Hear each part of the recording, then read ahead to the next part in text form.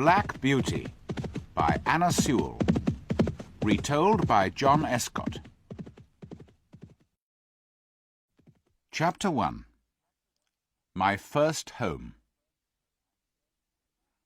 The first place I can remember well was a pleasant field with a pond of clear water in it. Trees made shadows over the pond, and water plants grew at the deep end. On one side was another field, and on the other side we looked over a gate at our master's house, which stood by the roadside. At the top of our field were more tall trees, and at the bottom was a fast-running stream. While I was young, I lived on my mother's milk, but as soon as I was old enough to eat grass, my mother went out to work during the day and came back in the evening. There were 6 other young horses in the field, although they were older than I was. We all galloped together round the field and had great fun, but sometimes the others would kick and bite.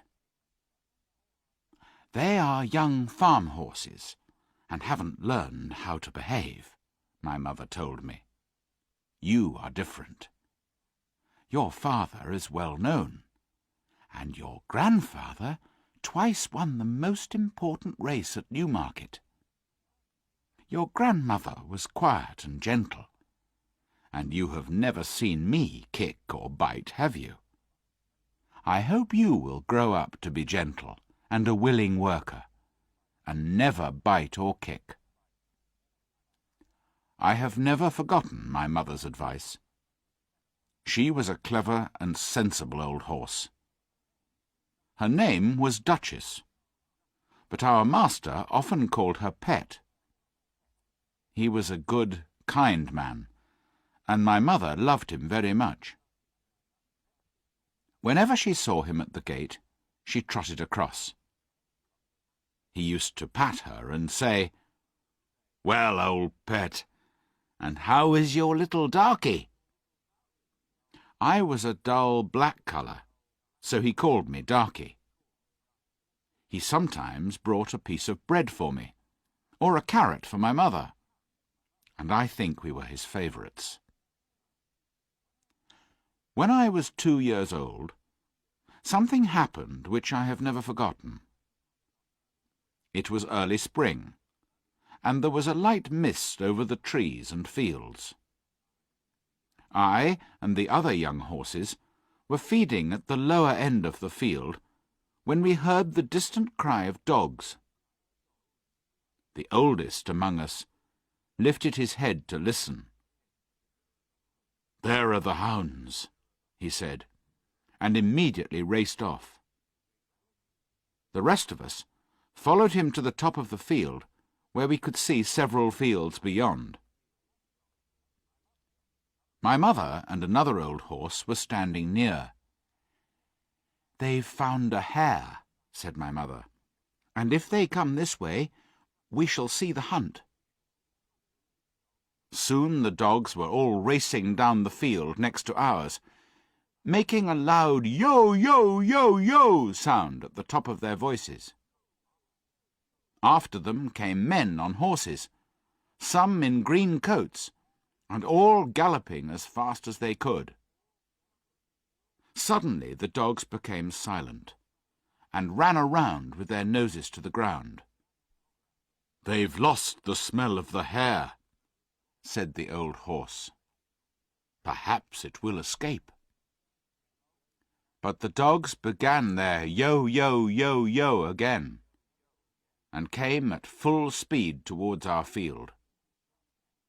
Just then, a hare, wild with fear, ran towards the trees. The dogs jumped over the stream and ran across the field, followed by the huntsman. 6 or 8 jumped their horses over the stream, close behind the dogs. Before the hare could get away, the dogs were upon her with wild cries. We heard a terrible scream, and that was the end of the hare.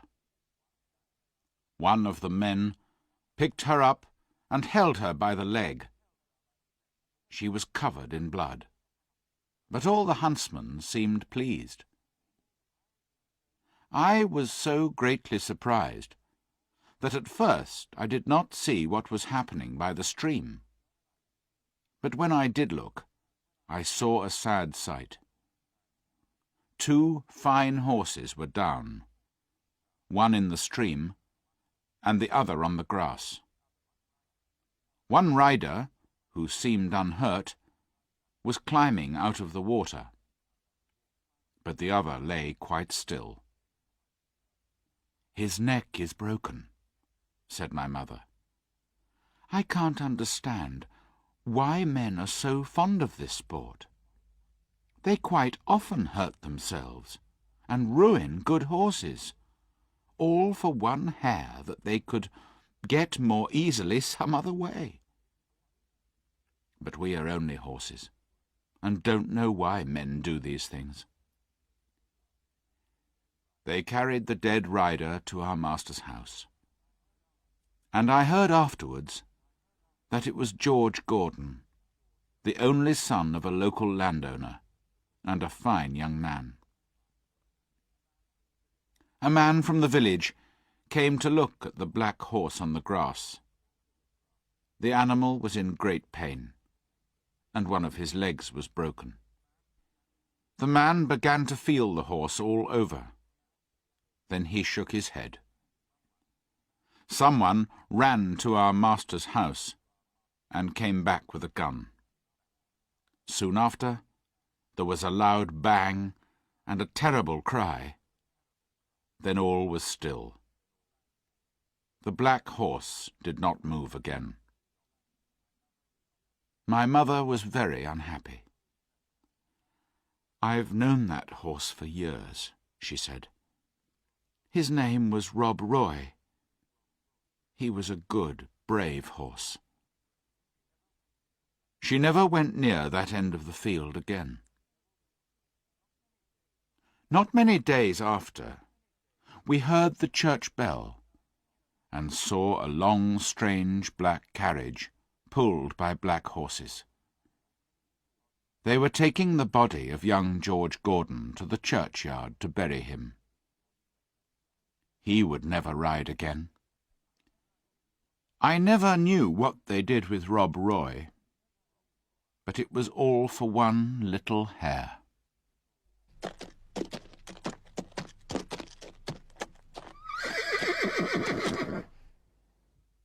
Chapter 2. Birtwick Park. I was beginning to grow handsome. My coat was fine and soft, and was a shiny black. I had one white foot, and a pretty white star on my forehead. When I was 4 years old, Mr. Gordon came to look at me. He looked closely at my eyes, my mouth, and my legs, and then I had to walk and trot and gallop for him. "When he's been trained," Mr. Gordon said to my master, "he will do very well." My master liked to train his horses himself before selling them, and the next day my training began.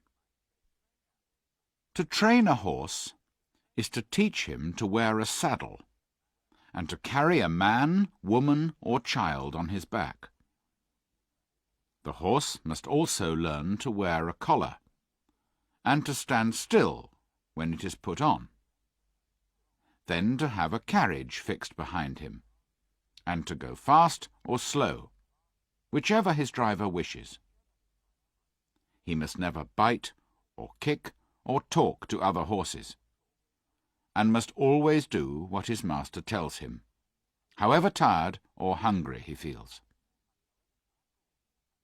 Like all horses that have grown up, I had to wear a bit and bridle.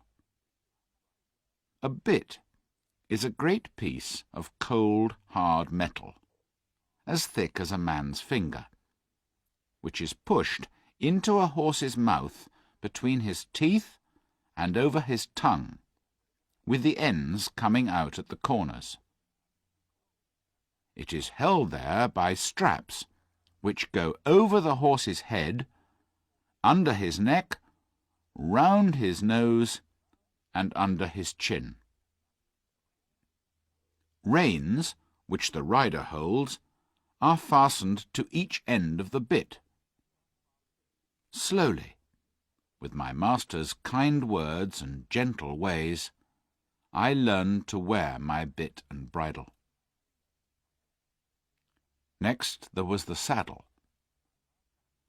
My master put it on my back very gently, then fixed the straps under my body, speaking quietly to me all the time. Then one morning he got on my back and rode me round the field on the soft grass. He did this every day until I was used to it. Then he took me to the village, where a man fixed metal shoes onto each hoof. My feet felt heavy and strange, but I got used to this too. There were more new things to wear. First, a heavy collar on my neck, and a bridle with great side pieces against my eyes, called blinkers. With these on, I could only see in front of me. But in time I got used to everything, and could do my work as well as my mother. For a fortnight, my master sent me to a neighbour's farm for another kind of training, which was very useful to me. One field was next to the railway, and had sheep and cows in it, and I was put in among them. I shall never forget the first train that thundered by, and how I galloped to the far side of the field, trembling with fear at this terrible noise. But after a few days, I cared as little as the sheep and cows when a train passed by. It was early in May when a man came to take me away to Mr. Gordon's house. My master said, "Good-bye, darky. Be a good horse, and always do your best." I put my nose into his hand, and he patted me kindly. And then I left my first home. Mr. Gordon's house, which was called the Hall, stood in Birtwick Park, near the village. We went into the park through a large gate, then trotted along a smooth road between some trees to the house and gardens. Beyond this were the stables. There was room for many horses and carriages. My stable had 4 good stalls and a large window. It was very pleasant. The first stall was called a loose box, where a horse is not tied up all the time, but is free to move around as he likes. It is a great thing to have a loose box. The groom put me into it, and gave me some oats. Then he patted me, spoke kindly, and went away. In the stall next to mine stood a little fat grey pony. "Hello," I said. "What is your name?" "Merrylegs," he said, turning round. "I'm very handsome. I carry the young ladies on my back, and sometimes I take Mrs. Gordon out in one of the carriages. Are you going to live next to me in the box?" "Yes," I said. "Then I hope you are well behaved," he said. "I don't like anyone who bites." A horse's head looked over from the stall beyond. It was a tall brown mare, and she did not look pleased. "So it's you who's turned me out of my box," she said. "I'm sorry," I said, But the man put me in here, so it's not my fault. I don't want to argue with anyone. I just wish to live in peace." Later, Merrylegs told me about the tall brown mare. "Ginger has a bad habit of biting people," he explained. "One day she bit James in the arm, and Miss Flora and Miss Jessie, the children, were afraid to come into the stable after that. If you don't bite, I hope they'll start to come again." I told him that I never bit anything except grass, and could not understand why Ginger bit people. "And no one was ever kind to her before she came here," said Merrylegs. "John and James do all they can to please her, and our master is never unkind. I'm 12 years old, and I know that there isn't a better place for a horse all round the country than this. John has been here 14 years, and is the best groom there ever was. And you never saw a kinder stable boy than James. There was no reason for Ginger to bite anyone. It's her own fault that she did not stay in the box." The name of the groom was John Manley. The next morning he got out his brushes and gave me a good grooming, then put a saddle on me. He rode me slowly at first, then at a trot, then at a gallop. As we came back through the park, we met Mr. and Mrs. Gordon. They stopped, and John jumped off. "Well, John, how does he go?" said Mr. Gordon. "He's a fine horse, sir," said John. "He's fast, but the lightest touch of the rein will guide him. They were shooting birds near Highwood, and a gun went off close by. He pulled up a little, but I just held the rein, and he wasn't frightened at all. It's my opinion he was never frightened or beaten when he was young." "Good," said Mr. Gordon. "I'll ride him tomorrow." I remembered my mother's advice, and the next day I tried to do exactly what my master wanted me to do. He was a very good rider, and when he came home, his wife was waiting for him at the door. "How do you like him, my dear?" she asked. "I have never ridden a more pleasant horse," answered Mr. Gordon. "What shall we call him?" "What about Blackbird? Like your uncle's old horse," said his wife. "He's far handsomer than Blackbird," said Mr. Gordon. "Yes," she said, "he's quite a beauty. And he has a kind, intelligent face. Shall we call him Black Beauty?" "Black Beauty?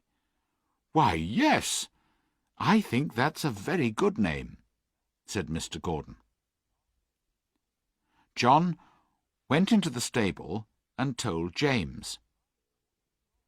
"I'd call him Rob Roy," said James, "if it didn't remind everyone of the past. I never saw two horses more alike." "That's not surprising," said John. "Didn't you know that Farmer Gray's old Duchess was the mother of them both?" So poor Rob Roy, who was killed at the hunt, was my brother. Now I understood why my mother was so unhappy when he died. John was very proud of me, and seemed to know just how a horse feels. And James was kind too. A day or two later, I went out in the carriage with Ginger. I wondered how we would get on together, but I found it easy to trot along beside her. Merrylegs was a happy little pony, and was everyone's favourite. We were soon great friends, and I became quite happy in my new home.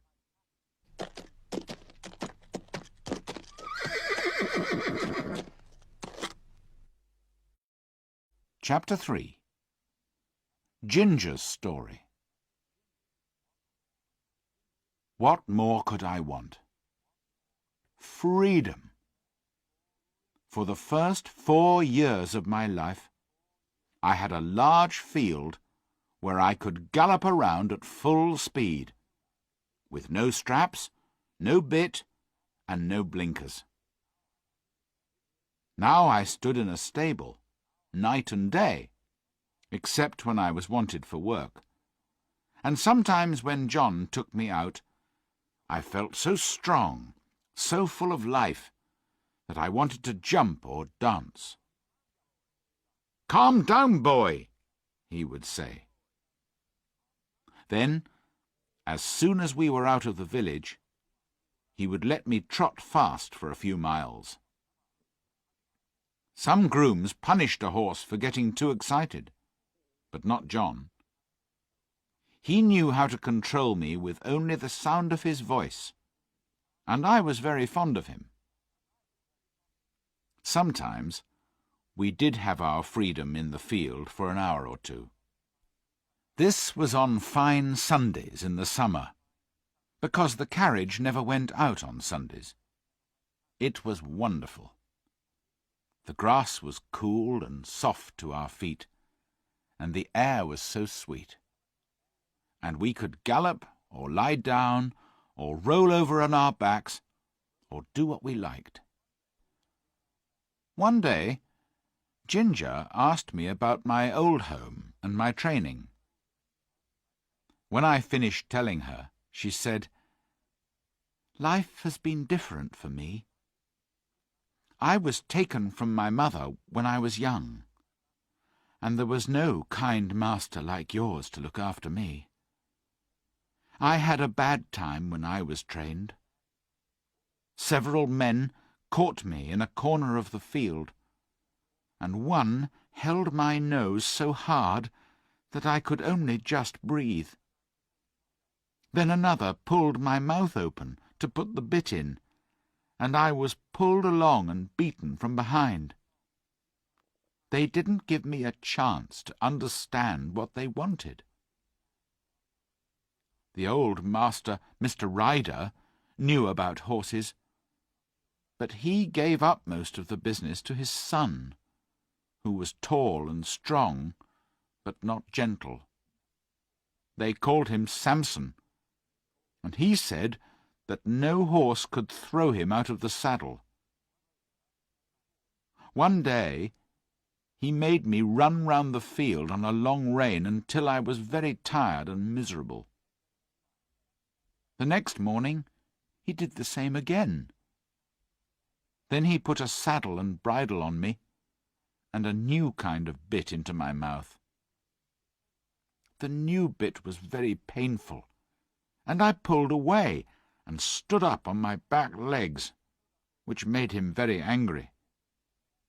He stayed in the saddle and beat me with a whip. But after a long and terrible battle, I threw him off and galloped to the other end of the field. I watched him go into the stable, but no one came to fetch me. Time went on, and the sun was very hot. I was hungry and very thirsty. At last, just as the sun was going down, the old master came out with some oats.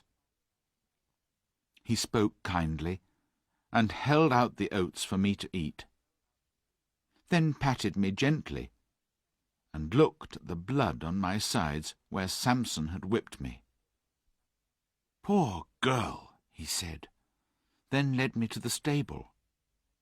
Samson was there. "Keep out of the way," said the master. "You've done a bad day's work for this horse, with your bad temper.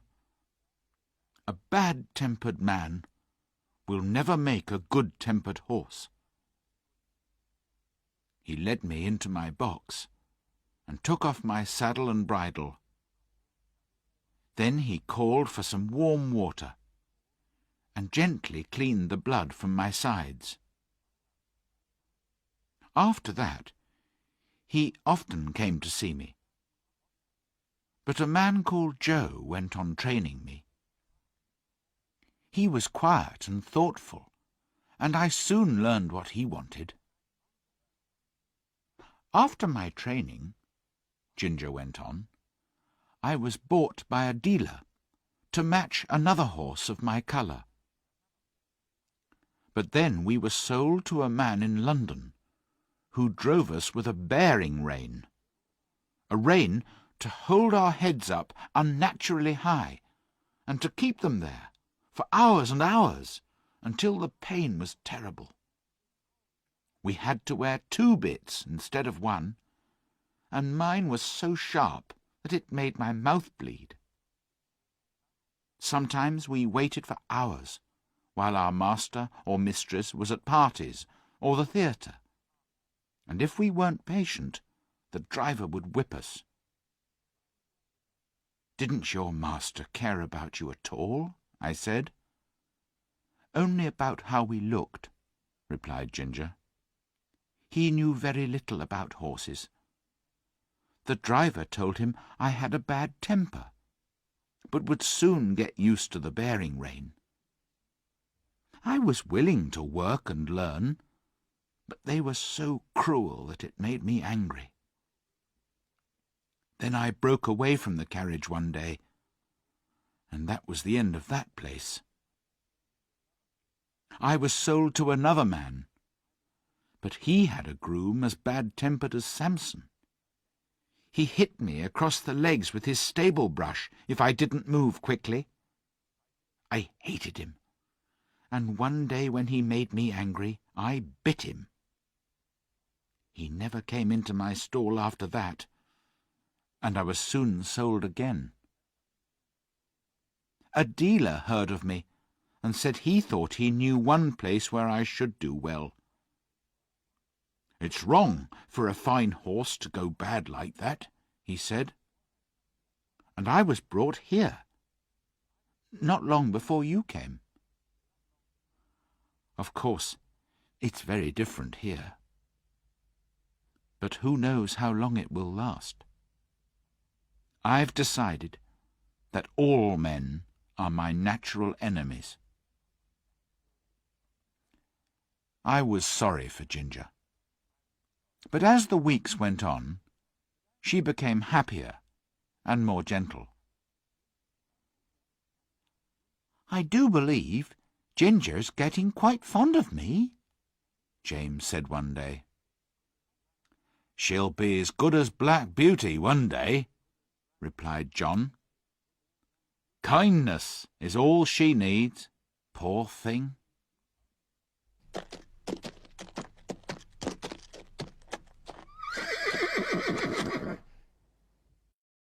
Chapter 4. Kindness and Cruelty.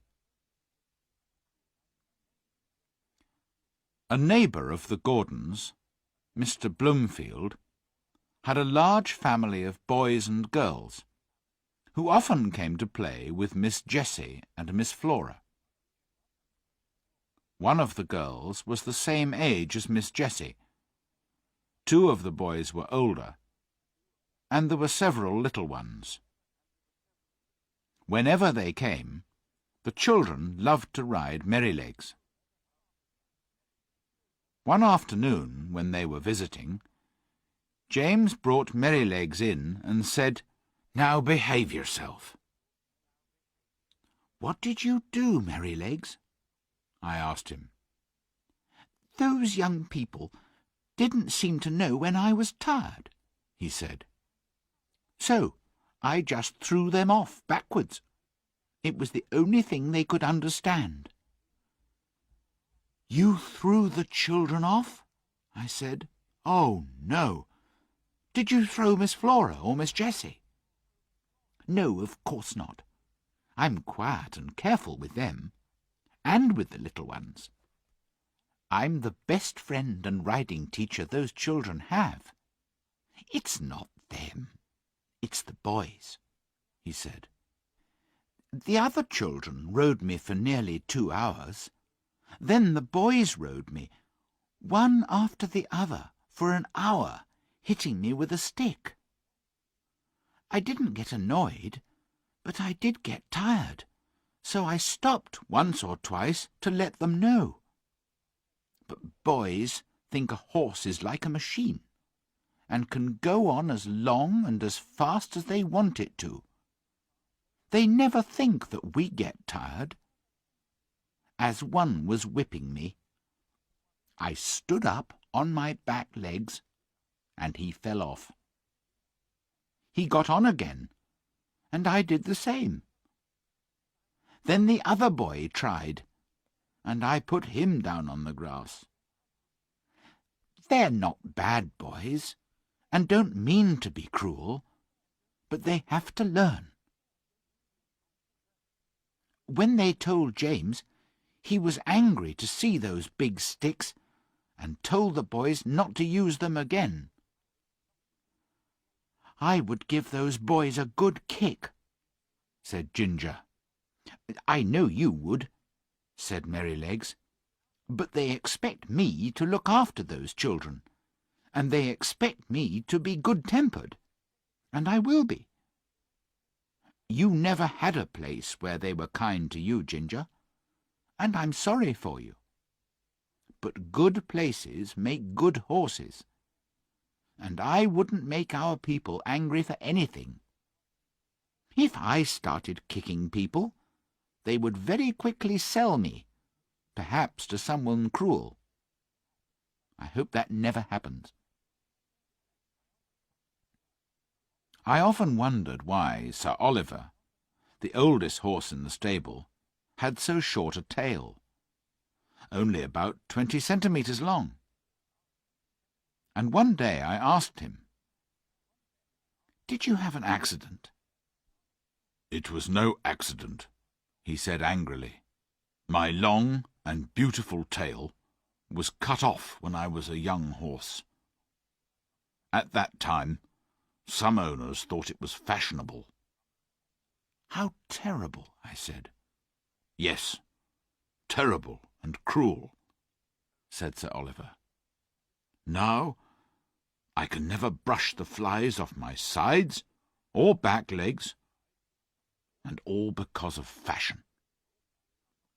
Some owners cut off the tails of their dogs to make them look brave, or cut their pretty little ears to make them look fashionable. They don't cut off the ends of their children's ears, do they? Why do they think it's all right to do these things to their animals?" Mr. Gordon was never cruel, and he would not stand by and watch others be cruel to animals. We were riding home one morning when we saw a big man driving towards us in a small carriage, pulled by a beautiful little pony. As he got to the park gates, the pony turned towards them. Without warning, the man pulled the pony's head round so roughly that the little animal almost fell over. Then he began to whip the pony angrily. The animal tried to move forward, but the man held it back and continued to whip it. "Sawyer!" shouted my master. The man looked up. He was a builder, who often came to the park to do work. "He's too fond of going his own way," he told my master. "He's not supposed to turn in through your gates. The road is straight on." "You often drive that pony to my house," said my master. "It only shows that the horse is intelligent and remembers these things. How could he know you weren't going there today?" I've never seen a horse beaten so cruelly, or with so much anger. What will people think of you, Sawyer? As well as hurting the horse, you hurt your own good name. Do you want people to think of you as a cruel, bad-tempered man? We went home slowly, and I could tell by his voice that the master was unhappy at what we had seen.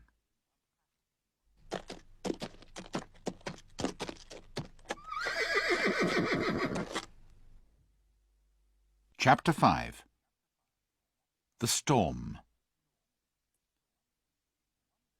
One day in the autumn, my master had to go to a distant town on business. John harnessed me to the carriage, and the three of us went off. There had been a lot of rain, and the wind was very strong. When we came to the river, the water was so high it nearly reached the wooden bridge, and many of the fields were under water. In one low part of the road, the water was halfway up to my knees. We got to the town, and the master's business took a long time. It was late in the afternoon when we started back for home.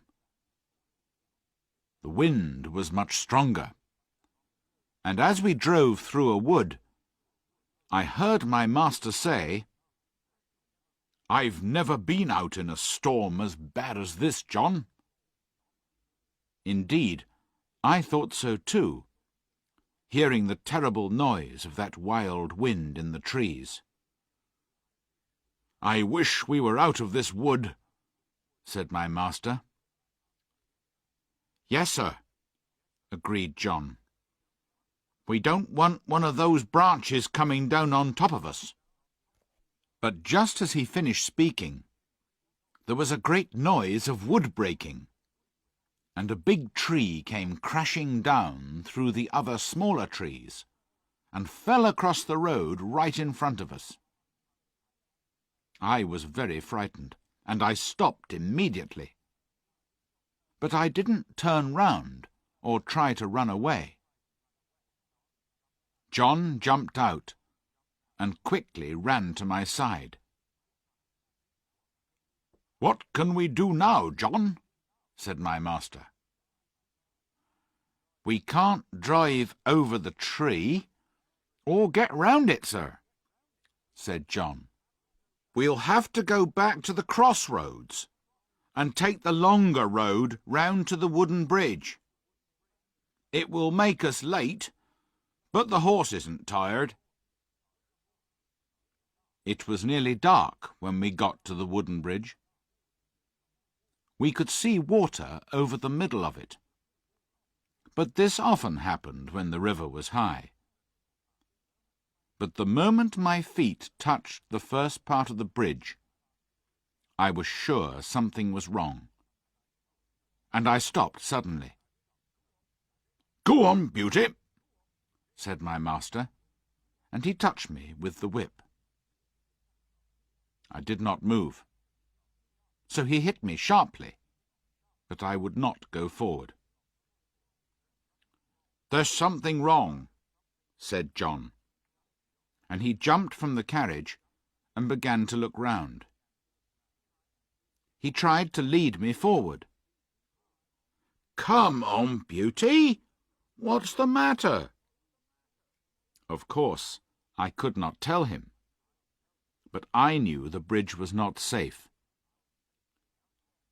Just then, a man ran out of the house on the other side of the bridge. "Stop! Stop!" he cried. "What's the matter?" shouted my master.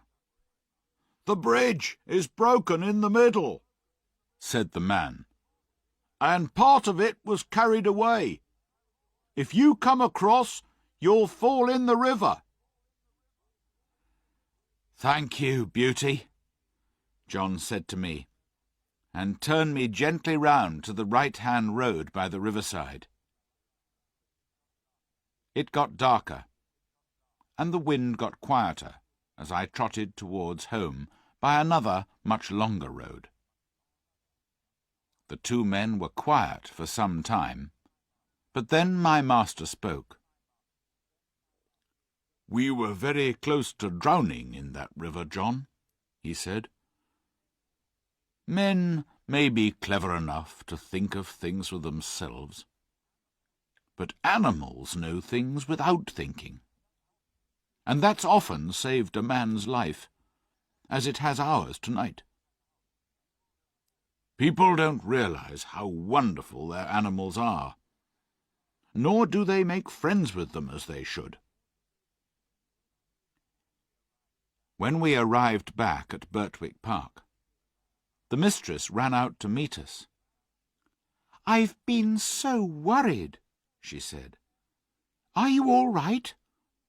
Did you have an accident?"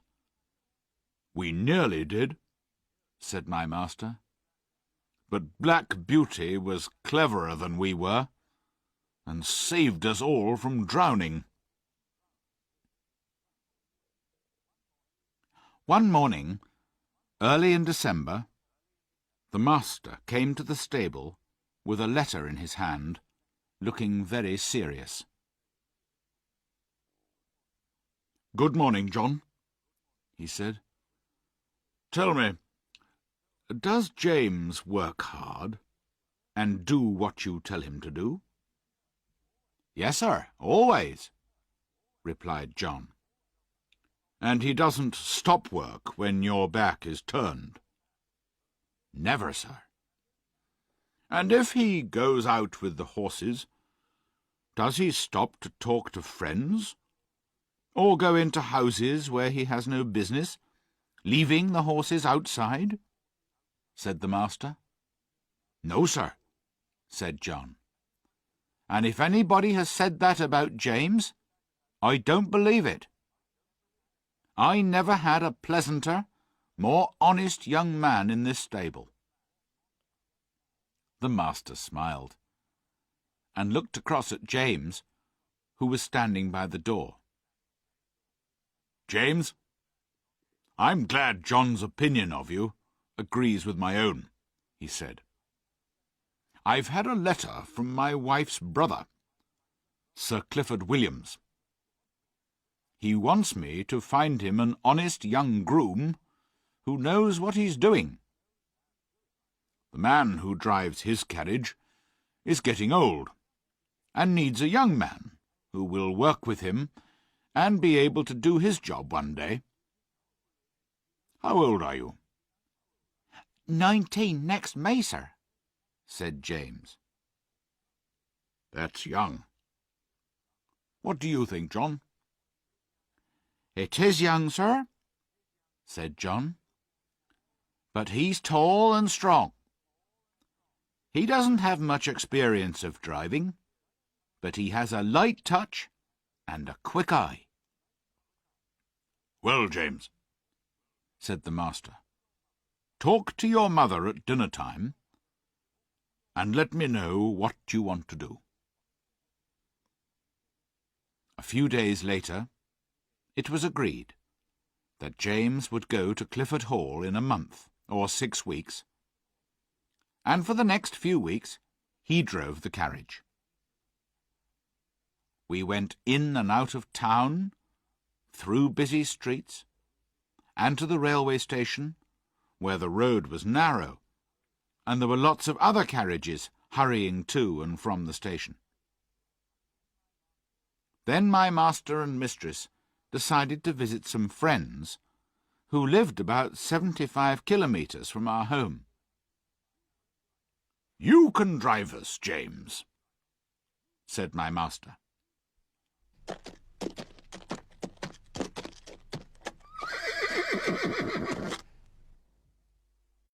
Chapter 6. The Fire. The first day we travelled about 50 kilometres, but James drove carefully and made sure that Ginger and I were always on the smoothest part of the road. It was evening when we reached the hotel where we were going to stay that night.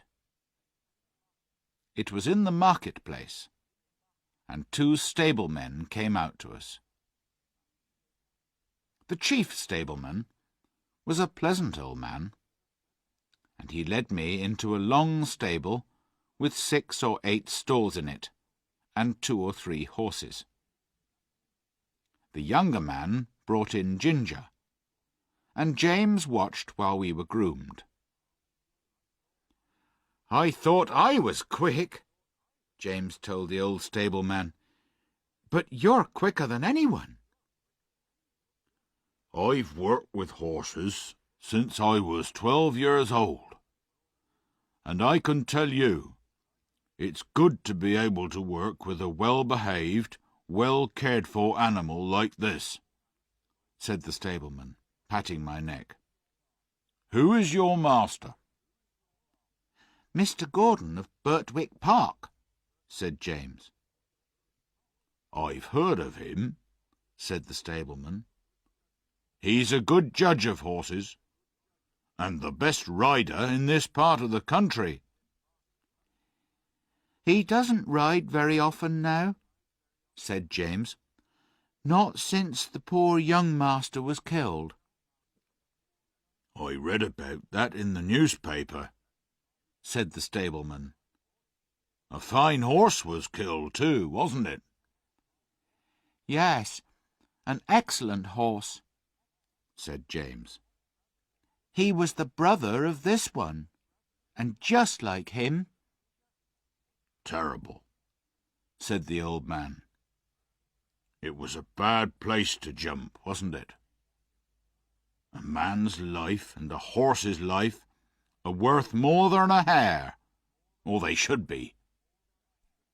Later that evening, the younger stableman brought in another horse, and a young man with a pipe in his mouth came into the stable to talk to him. "Towler, go up and get some hay, and put it down for this horse, will you?" said the stableman. "But put down your pipe first." "All right," said the other man, and went up a ladder and through a little door. I heard him step across the floor over my head and push down some hay through a hole in the roof into the new horse's feeding place. James came in to look at us before he went to bed, and then the door was locked. I don't know how long I slept, or what time it was when I woke up, but the air seemed thick, and I heard Ginger and another horse moving about worriedly. It was quite dark, and I could see nothing. The stable was full of smoke, and it was almost impossible to breathe. The smoke seemed to come from the little door above me, and I could hear a strange noise up there. The other horses were now all awake, moving about restlessly. At last I heard someone outside, and then the younger stableman ran in with a light. He began to untie the horses, and tried to lead them out. The first horse would not go with him, nor the second or third. He tried to pull me out, but he was so frightened himself that he frightened me, and I would not move. The noise above was louder now, and there was a shout of "Fire!" outside. The old stableman came in quietly and quickly, and got one horse out, then another. By now, the flames were coming down through the roof, and the noise was terrible. Then I heard James's voice, quiet and friendly as it always was. "Come on, Beauty," he said.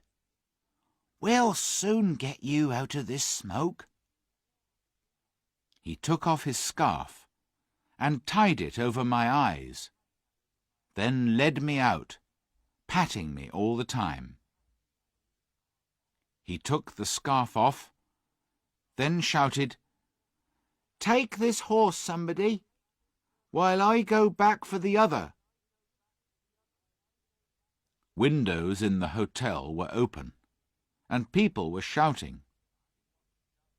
I watched the stable door, where the smoke came out thicker than ever. Then I heard one voice above all the others, and recognized it as my master's. "James Howard! James Howard! Are you there?" There was no answer, only the crash of something falling in the stable. But the next moment I saw James coming through the smoke, leading Ginger with him. "My brave boy," said the master. "Are you hurt?" James shook his head, unable to speak because of the smoke. Suddenly, I heard the sound of wheels and galloping horses. "It's the fire engine!" shouted someone. 2 horses ran past me, pulling the heavy fire engine. The fireman jumped out, and we went quickly into the wide, quiet marketplace, out of their way. The master led us to a large hotel on the other side, where a stableman came to take us in. Then the master hurried off to find his wife. The next morning he came to see how we were, and to speak to James. I did not hear much, but James looked very happy, and the master looked proud of him. How did the fire start?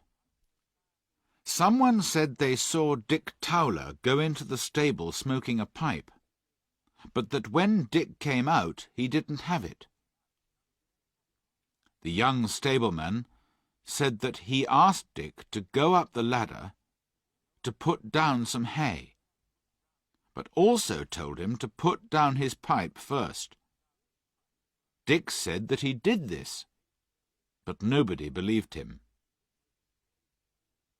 James said the roof and floor had all fallen in, and only the black walls were standing. The 2 poor horses, who could not get out, were buried under the fallen roof.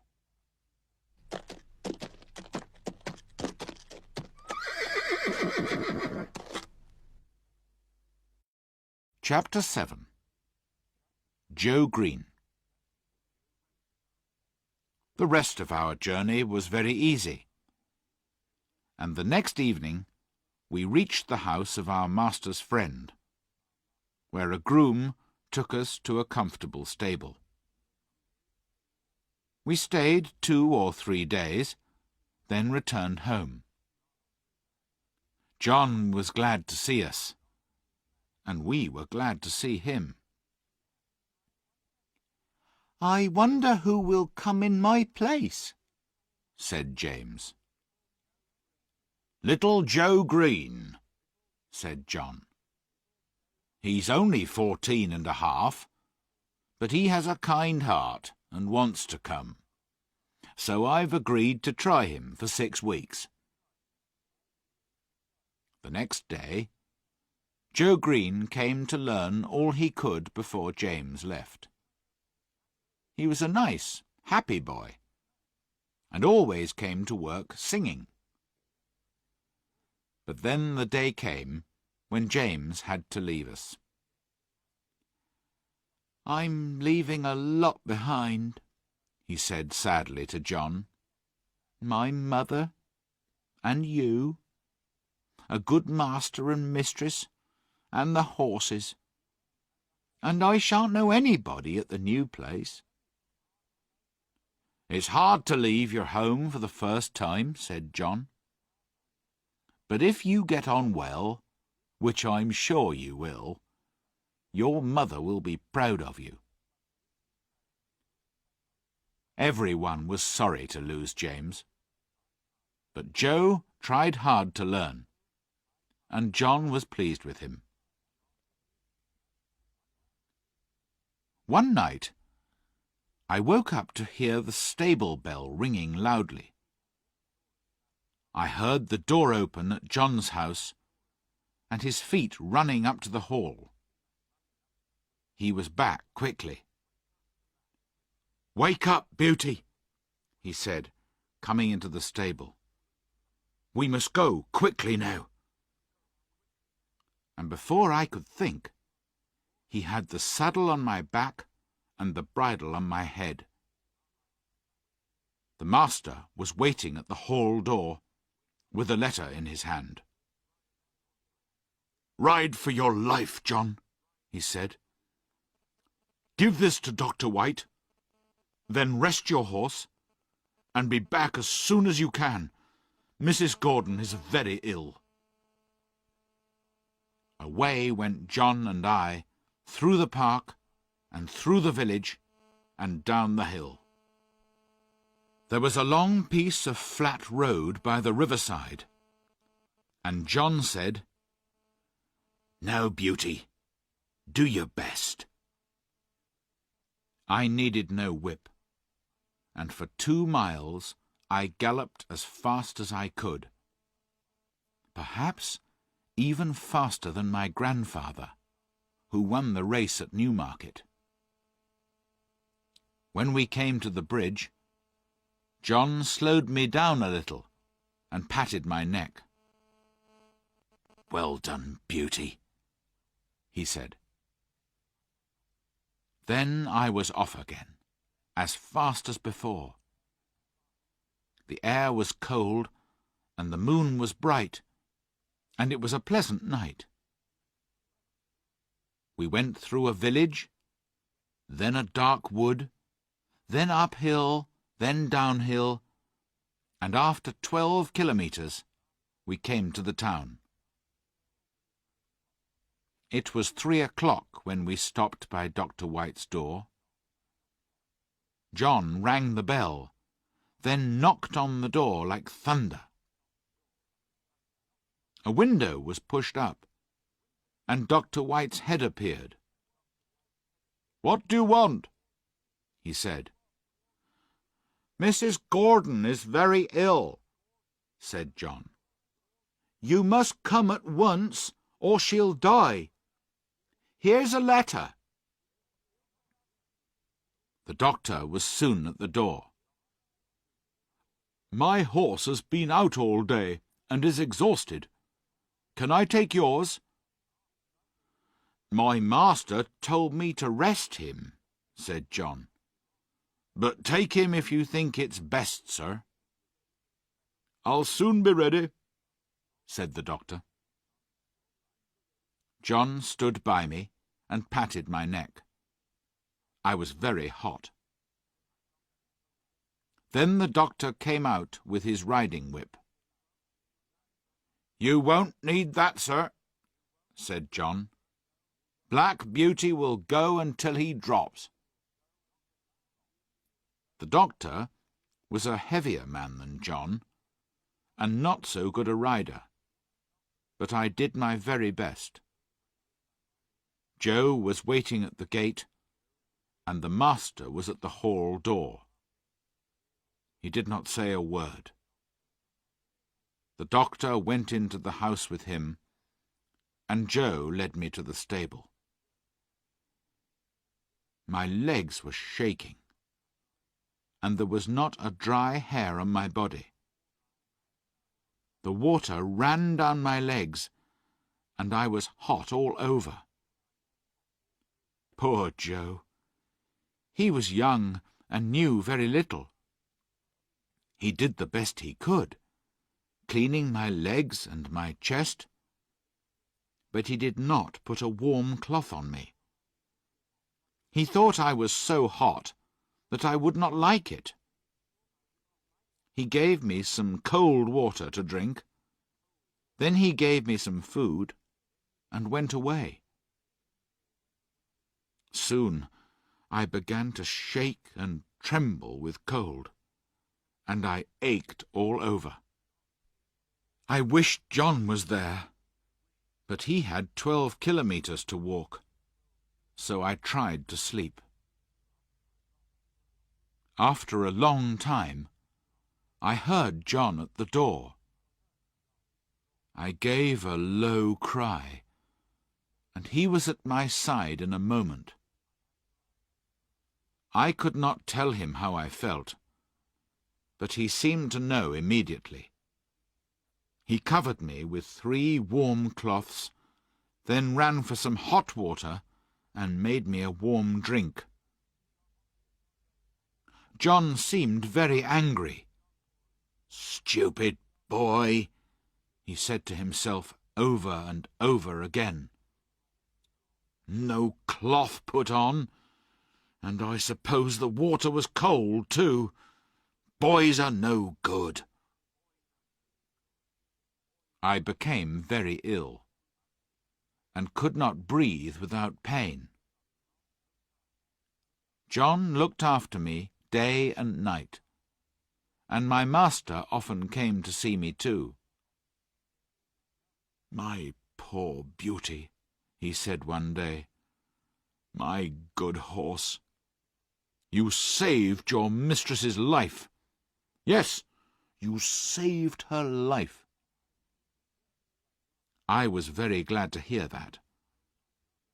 John told my master that he never saw a horse go so fast. One night, Tom Green, Joe's father, came to help John give me my medicine, then stayed for a while. At first, both men were silent. Then Tom said, "John, please say a kind word to Joe. The boy is heartbroken. He can't eat his meals, and he can't smile. He knows it's his fault Beauty is ill, but he did his best. He says if Beauty dies, no one will ever speak to him again. But he's not a bad boy." After a short pause, John said, "I know he meant no harm, but I'm proud of that horse, and I hate to think his life may be thrown away like this. But I'll give the boy a kind word tomorrow, if Beauty is better." I heard no more of this conversation, as the medicine did well, and sent me to sleep, and in the morning I felt much better. Joe learned quickly after this, and was so careful that John began to give him many things to do. One day John was out, and the master wanted a letter taken immediately to a gentleman's house about 5 kilometres away. He told Joe to saddle me and take it. The letter was delivered, and we were returning through a field where we saw a cart full of bricks. They were so heavy that the wheels of the cart were half buried in the soft ground, and the horses could not move the cart at all. The man leading the horses was shouting and whipping them without stopping. "Don't whip the horses like that," Joe shouted at him. "The wheels are half buried and won't move. I'll help you take some bricks out to make the cart lighter." "Mind your own business," said the man angrily. He was in a terrible temper, and more than half drunk. Joe turned me, and we galloped towards the house of the brickmaker, Mr. Clay. Joe knocked on the door. The door opened. "Hello, young man," began Mr. Clay. "There's a man in your field whipping 2 horses to death," Joe told him, his voice shaking with anger. "I told him to stop, but he wouldn't. I offered to help him lighten the cart, but he refused. I think he's drunk. Please go, sir." "I will," said the man, and hurried off. When we got home, Joe told John all about it. "You did the right thing," said John. "Many people would ride by and say it was none of their business. But cruelty is everybody's business." Just before dinner, the master sent for Joe. The drunken man was accused of cruelty to horses, and Joe was wanted to tell his story to the police. "I'll tell it gladly," said Joe. We heard afterwards that the poor horses were so exhausted and so badly beaten that the man might have to go to prison. Joe came across and gave me a friendly pat. "We won't allow cruelty, will we, old friend?" he said. And he seemed to have grown up suddenly.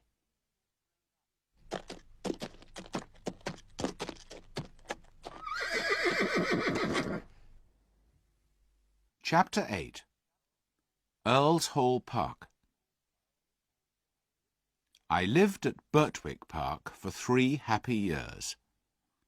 But then changes came. Our mistress was often ill, and the doctor advised her to go and live in a warm country for 2 or 3 years. Everyone was very sorry, but the master immediately started making arrangements to leave England. John did his work silently and sadly, and Joe didn't sing any more. Then we heard that the master had sold Ginger and me to an old friend of his, Lord Grey. Merrylegs was given to the neighbour, Mr. Bloomfield, and Joe was employed to look after him.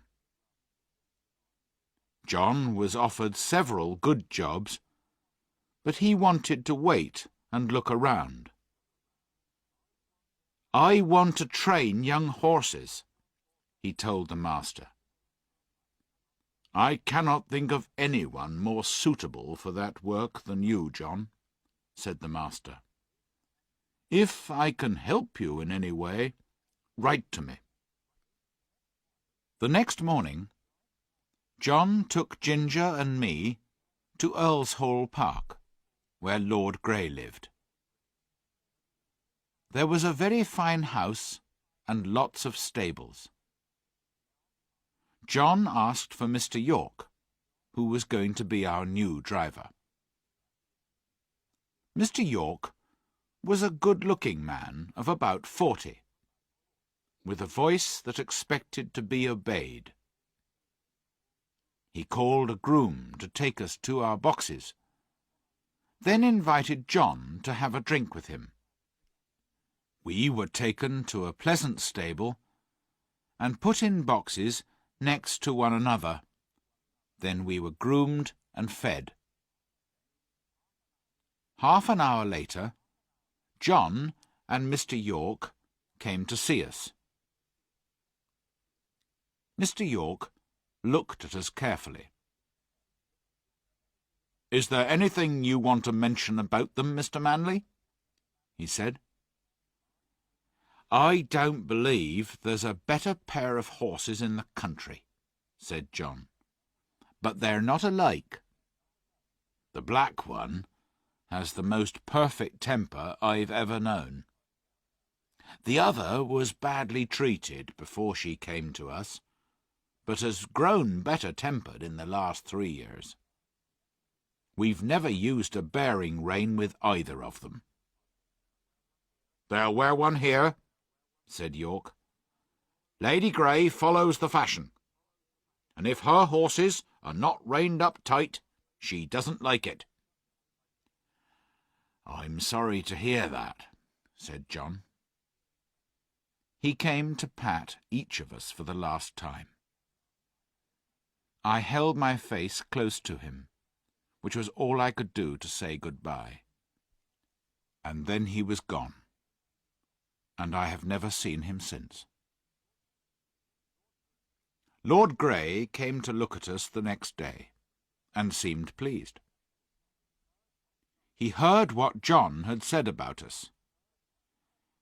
"Keep an eye on the mare," he said to York. "Don't make the bearing rein too tight at first, and I'll mention it to my wife."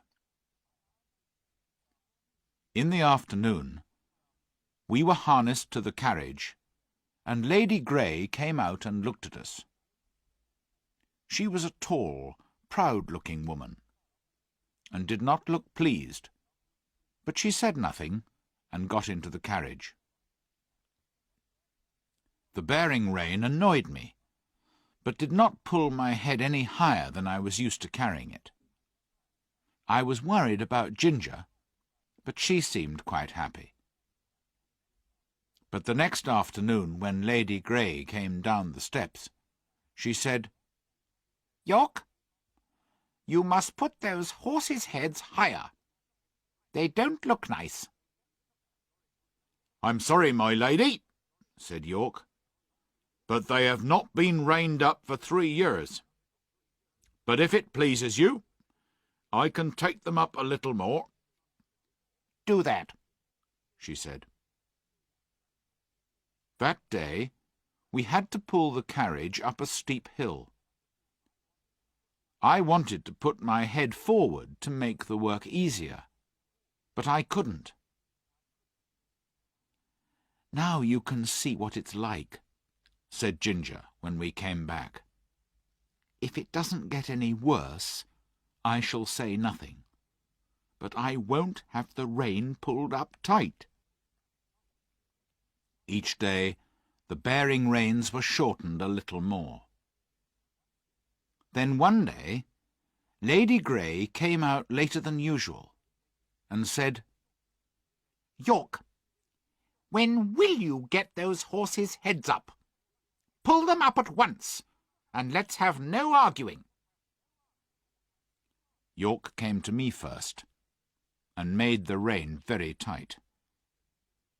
Then he went to Ginger. But the moment he took off the rein in order to shorten it, she stood up on her back legs. York and the groom could not control her. She kicked herself out of the carriage and fell down, kicking me on the leg as she went. York sat on her head to keep her still and shouted, "Let the black horse out! Undo the carriage! Cut the harness!" The groom cut me out of the harness and hurried me back to my box, then ran back to York. I was angry, and my leg hurt, and I felt that I wanted to kick the first person who came near me. Soon after, Ginger was led in by 2 grooms. York was with her, and came to look at me. "I knew those bearing reins would cause trouble," he said to himself. He saw where I had been kicked, and washed the place gently with hot water to help the pain. Lord Grey was angry when he heard what had happened. He blamed York for taking orders from the mistress, and York said that he would take orders only from Lord Grey himself from now on. But things went on the same as before. except that Ginger was never put into the carriage again. I pulled it with a horse called Max, who was used to the tight rein.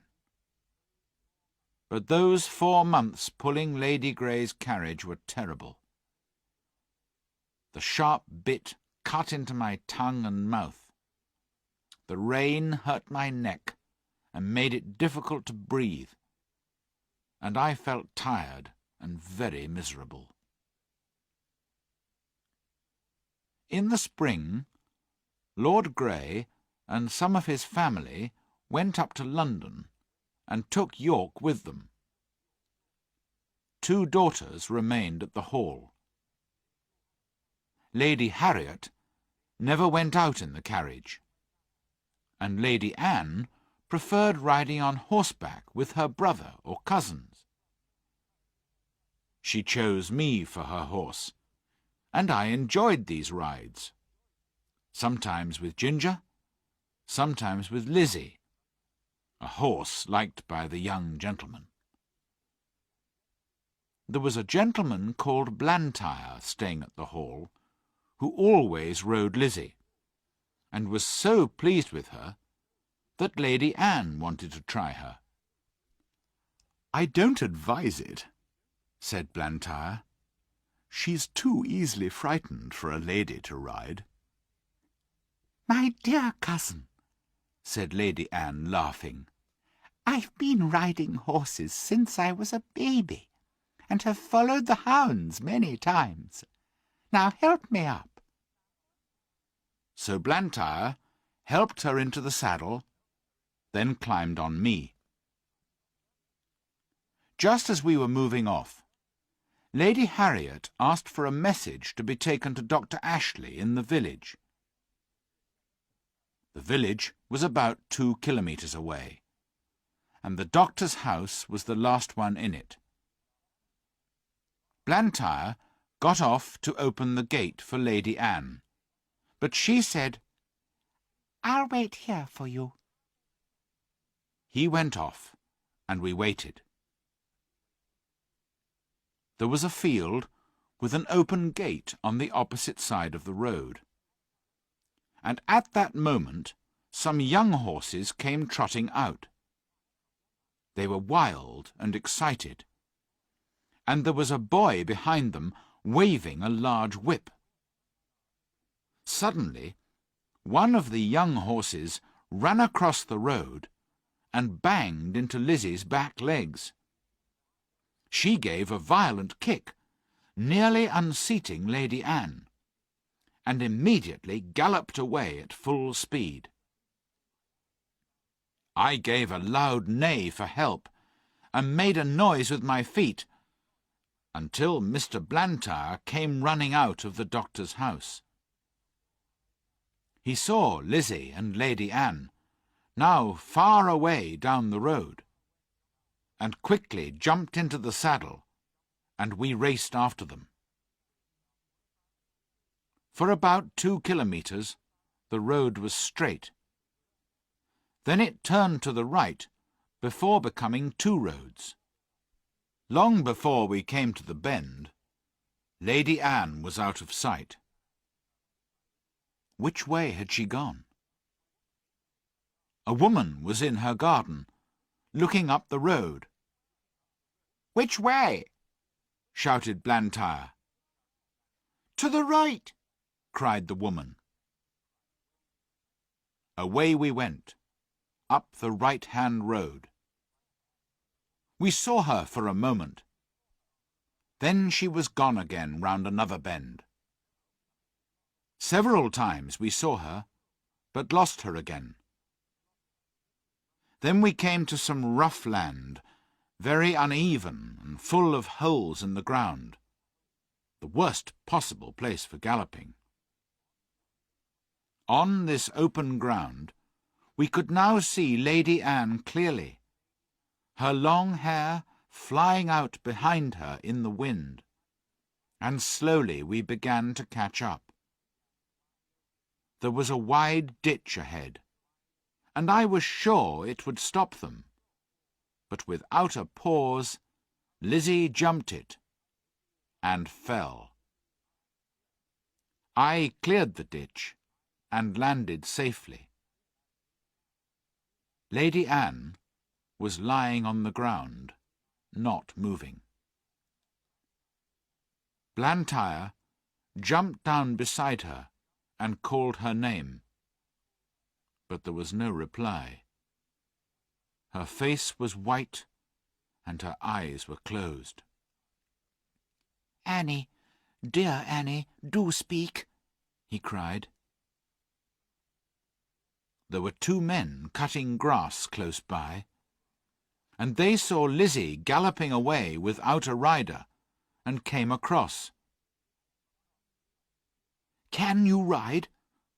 Blantyre asked one of them. "I'm not a good horseman, sir," he said, "but I'll do my best." "Ride this horse to the doctor's, and ask him to come immediately. Then go on to the hall," said Blantyre. "Tell them all you know, and ask them to send a carriage." The man climbed into my saddle, and we galloped off. I tried not to shake him about too much, and he soon discovered that he needed no whip. There was a lot of excitement at the hall when they heard what happened. I was put into my box, the saddle and bridle were taken off, and a cloth was thrown over me. 2 days later, Blantyre came and patted me. "You did well," he said. "I'm sure you knew Annie was in danger. She must ride only you from now on." From this, I knew that my young mistress was out of danger, and would soon be able to ride again.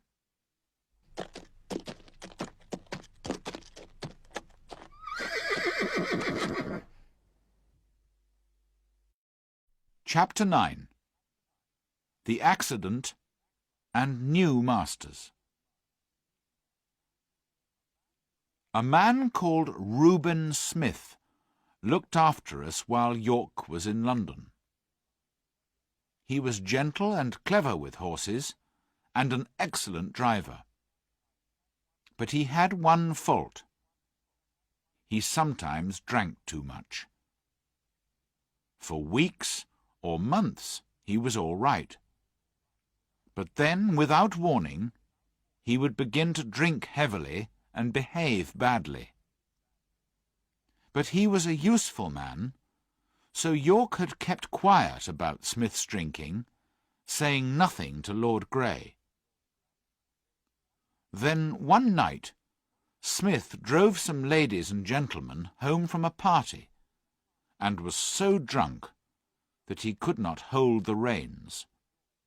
York could not hide this, and Lord Grey told Smith to leave.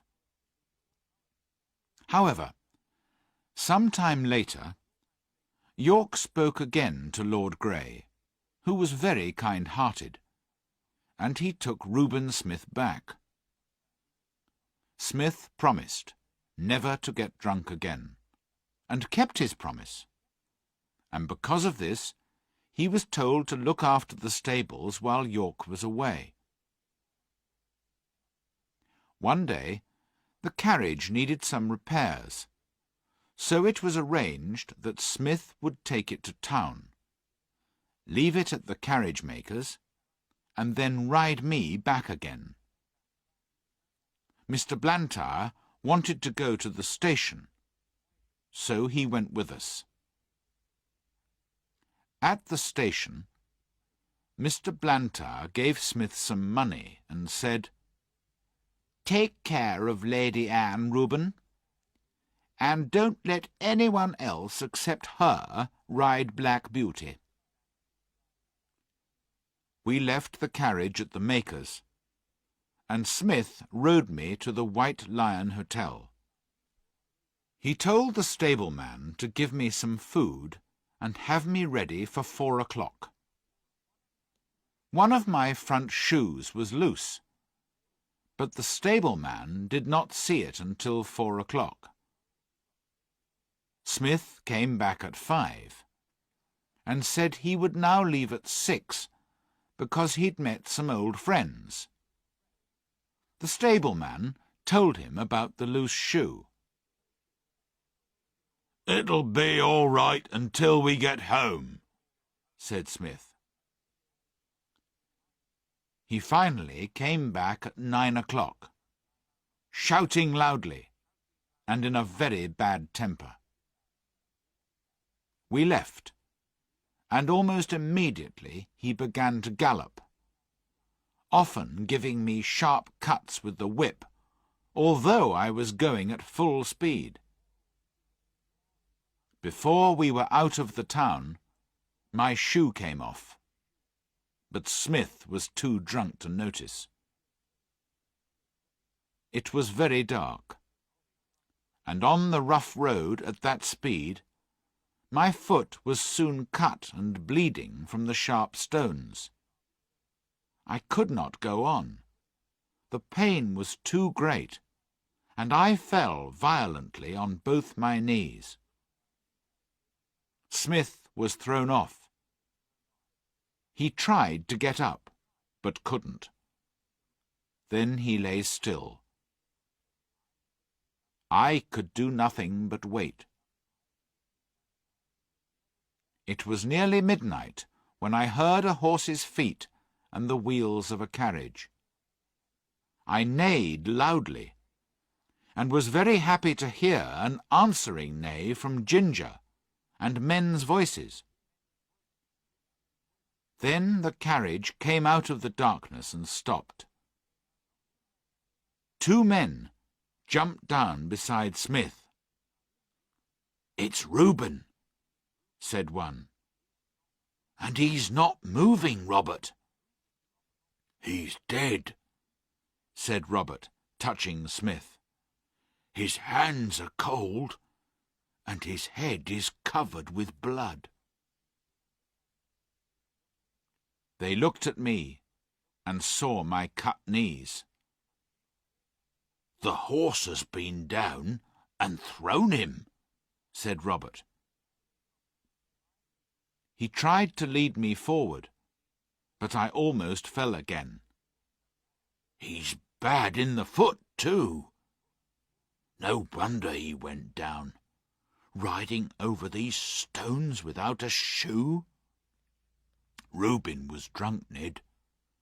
He would never ride a horse without a shoe unless he was drunk." Ned took Smith's body back in the carriage, and Robert tied his handkerchief round my foot and led me slowly home. No one blamed me for the accident. The owner of the White Lion Hotel said that Reuben Smith was drunk when he left. But I had to leave Earl's Hall, and so did Ginger. For a month or 2, I was allowed to live out in a field, and one day Ginger was brought in to join me. She had been ruined by the hard riding of Lord Grey's son, and after 12 months' rest she was going to be sold. And although my knees got better, they looked very ugly, and so I was no longer suitable for a fashionable family. It was very pleasant being in the field with Ginger, but one day Robert came in and took me away. We were both very sad to say good-bye to each other, Ginger and I. I was sold to a man in Bath, who kept many horses and different kinds of carriages for hire. I was a job horse, and all kinds of people hired me. Some were good drivers, others were very bad. Then one man persuaded my master to sell me to a friend of his, who wanted a safe, pleasant horse for riding. And so, that summer, I was sold to Mr. Barry. Mr. Barry knew very little about horses, but he hired a comfortable stable for me and a man called Filcher to look after me. He ordered the best oats and plenty of other good food for me to eat too. For a while all went well, but then there seemed to be fewer oats and more grass in my meals. The grass food, though very good, was not enough to keep me strong and healthy. However, I could not say anything, and it went on for about 2 months. Then one afternoon, my master rode into the country to see a friend, a gentleman farmer who knew about horses, and who looked very closely at me. "Your horse doesn't look as well as he did when you first had him, Barry," he said, feeling my neck and shoulders. "See how wet and warm he is, after just a gentle ride. My groom says that horses are never in good condition in the autumn," said my master. "But this is only August," said the farmer. "With your light work and the good food, he shouldn't be like this. I don't know who eats your oats, my friend," he went on, "but I doubt that your horse gets any of them. I advise you to watch your groom more closely." Oh, how I wanted to speak! I wanted to tell my master where his oats went to. My groom came every morning at 6 o'clock, bringing his little boy with him. The boy carried a basket and went into the room where the oats were kept. I would see them filling a bag with oats and putting the bag into the basket. 5 or 6 mornings after the visit to the farmer, the boy left the stable with his basket of oats, but came back soon after looking frightened, with 2 policemen holding his arms. "Show me where your father keeps the food for his chickens," one policeman said to the boy. The boy began to cry, but there was no escape. Moments later, the policeman found another empty bag, like the one in the boy's basket, and they took Filcher away with them. That was the last I ever saw of him. Another groom was employed, but he was very lazy about cleaning, and I became thin and unhealthy from standing in a wet, dirty stable. After all this trouble with grooms, Mr. Barry decided to stop keeping a horse, and I was sent to a horse fair, a place where hundreds of horses were bought and sold, and more lies were told, I think, than in any other place in the country. That day I was lucky. I was bought for £25 by a man called Jeremiah Barker, but everyone called him Jerry, and I shall do the same.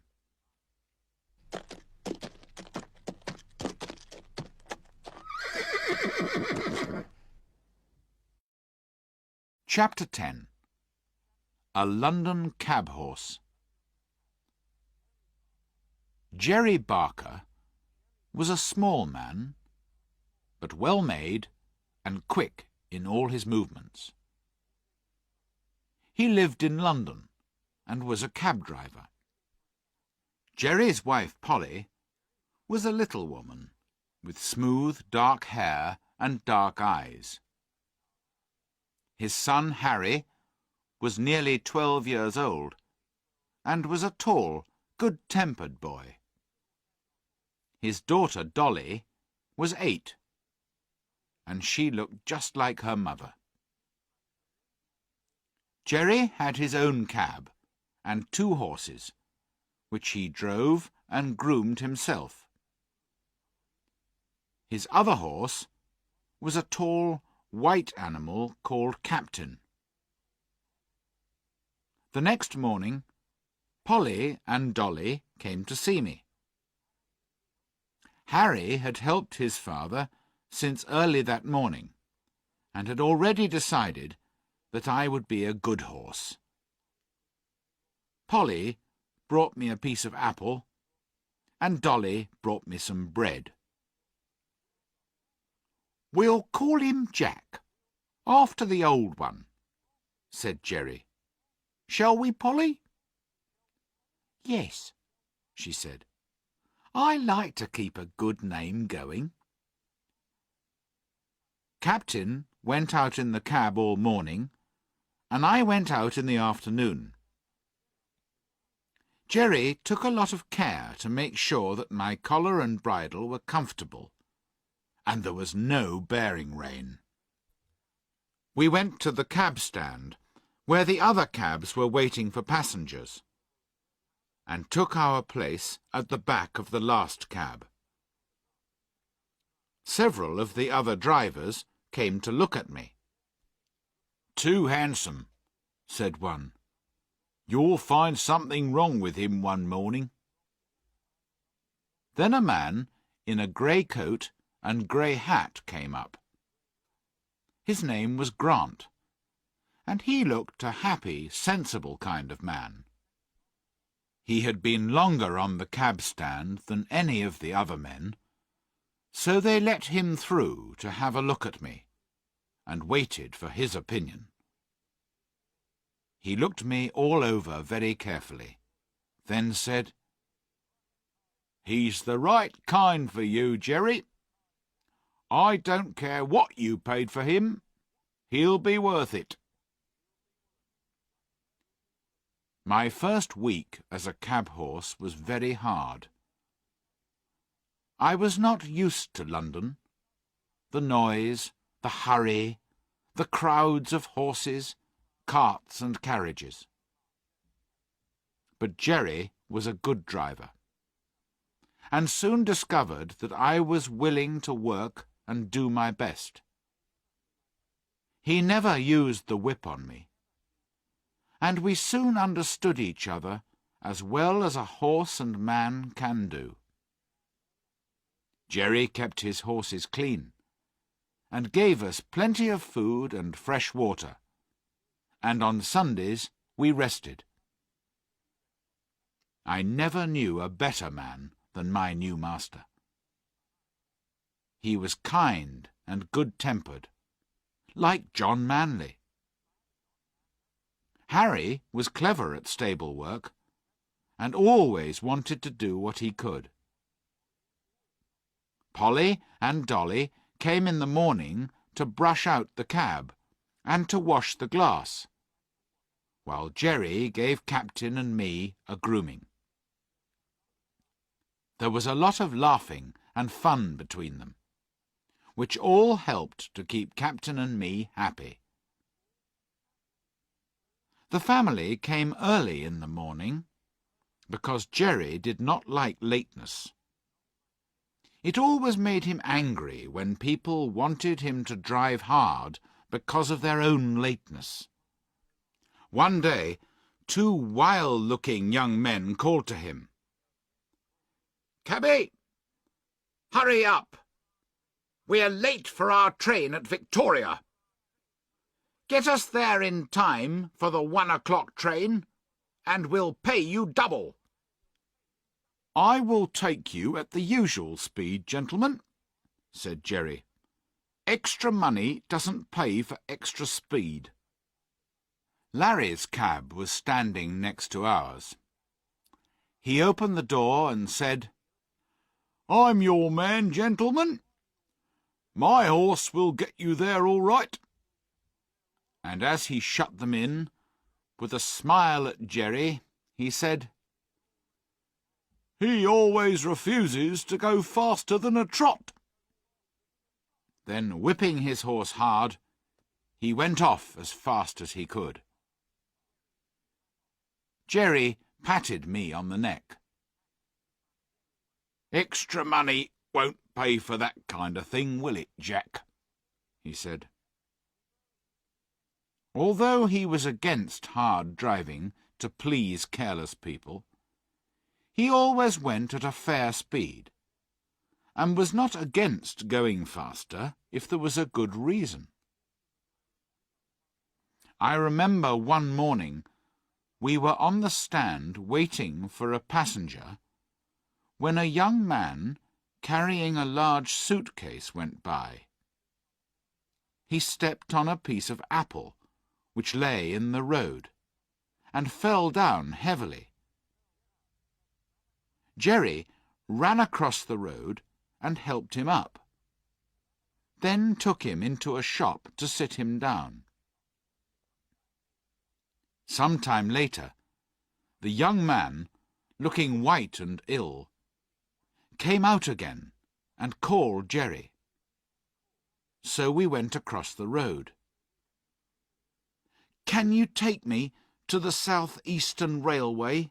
he said. "My fall has made me late, and it's very important that I don't miss the 12 o'clock train. I'll pay you extra if you can get me there in time." "We'll do our best, sir," said Jerry, and helped him into the cab. It was always difficult to drive fast in the city in the middle of the day, when the streets were full of traffic. But Jerry and I were used to it, and no one was faster at getting through the carriages and carts, all moving at different speeds, going this way and that way. In and out we went as fast as a horse can do it. And we got to the station just as the big clock showed 8 minutes to 12. "We're in time," said the young man happily. "Thank you, my friend, and your good horse too. Take this extra money." "No, sir," said Jerry. "Thank you, but it isn't necessary. I'm glad we were in time. Now hurry and catch your train." When we got back to the cab stand, the other men were laughing because Jerry had driven hard to the train. "How much extra did he pay you, Jerry?" said one driver. "Nothing," said Jerry. "He offered me extra, but I didn't take it. If Jack and I choose to have a quick run now and then, that's our business, and not yours." "You'll never be a rich man then," said Larry. "Perhaps not," said Jerry, "but I'll be a happy one." "And you, Larry," added Mr. Grant, "will die poor, because you spend too much money on new whips, beating your poor horse until it's exhausted, and then you have to buy another one." "Well, I've never had good luck with my horses," said Larry. "And you never will," said Mr. Grant. "Good luck is very careful who she travels with, and mostly chooses those who are kind and sensible. That's my experience anyway." He turned round again to his newspaper, and the other men went back to their cabs. Winter came early, with snow, rain, or strong winds almost every day for weeks. Jerry sometimes went to a coffee shop near the cab stand, and sometimes Dolly came with some hot soup that Polly had made for him. One cold, windy day, Dolly was waiting for Jerry to finish his soup when a gentleman came towards us. Jerry started to give the soup bowl back to Dolly and was just going to take off my warm cloth when the man said, "No, no, finish your soup, my friend. I can wait in the cab until you've finished." Jerry thanked him, then came back to Dolly. "That's a real gentleman, Dolly," he said. "He has time and thought for the comfort of a poor cab driver." Jerry finished his soup. Then we took the man to Clapham.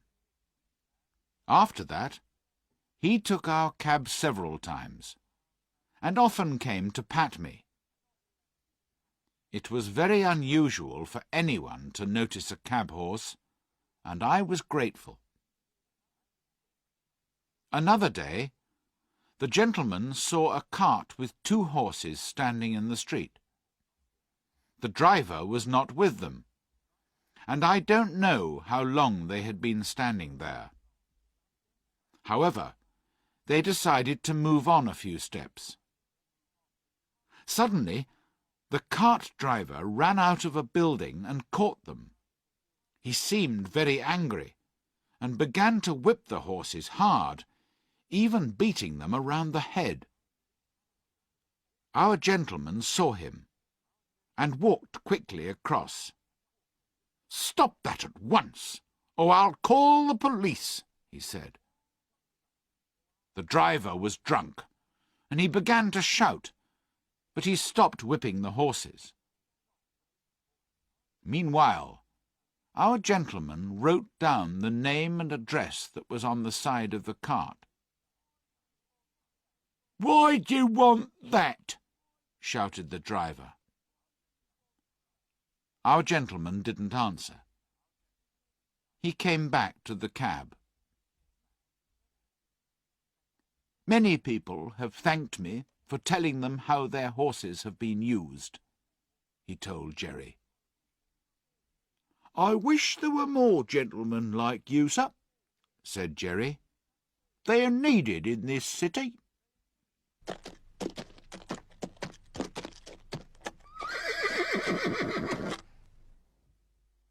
Chapter 11.